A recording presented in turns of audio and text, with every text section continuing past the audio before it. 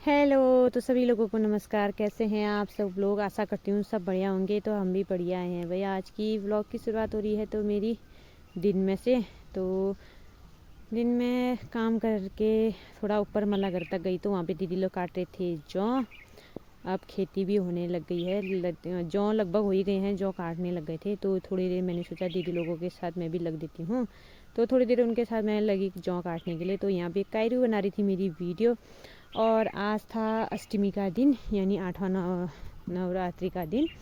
तो फिर इसके बाद घर में आने के बाद दिन के टाइम पे करीब हम लोग तैयार होके चले गए थे मंदिर की ओर। ये ध्रुवी हाई बोल रही है सभी को। भाव्या, ध्रुवी, मैं सभी लोग चले गए थे मंदिर की ओर। तो हम लोग पहुंच गए थे मंदिर पे। तो यहाँ पे सभी लोग आ चुके थे, हम ही लोग लेट गए थे कि घर में और काम भी था तो घर में काम करके गई थी। तो आज सभी लोग आ ही गए थे, लगभग भीड़ हो ही रखी थी। तो हम लोग भी पहुंच गए थे। फिर इसके बाद हम लोगों ने पूजा वूजा लगाई। पूजा वूजा लगाने के बाद आज किया कन्या पूजन। अष्टमी के दिन ही किया जाता है हमारे यहाँ कन्या पूजन। तो सभी लोग कन्याओं को बैठा दिया था। उसके बाद यहाँ पे उनके पाँव धोए। उनके पाँव धोए वाले जल से सभी लोगों के ऊपर छिड़का।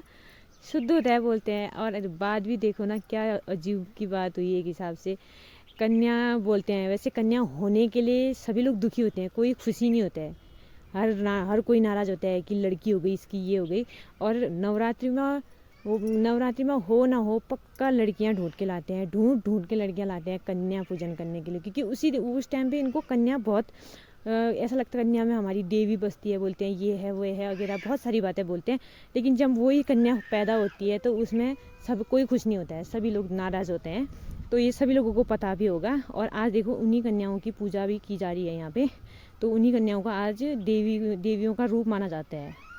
तो एक दिन के लिए खाली ये दिखावटी करना हुआ फिर मेरे सामने, तो मैं तो यही मानती हूँ।